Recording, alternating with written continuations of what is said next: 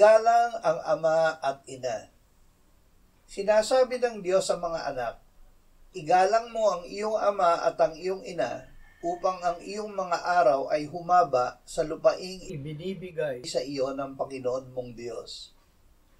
Upang maranasan ang pangakong kalakip ng utos, ang Diyos mismo at ang kanyang salita sa kadalisayan nito ang matapat nating sundin.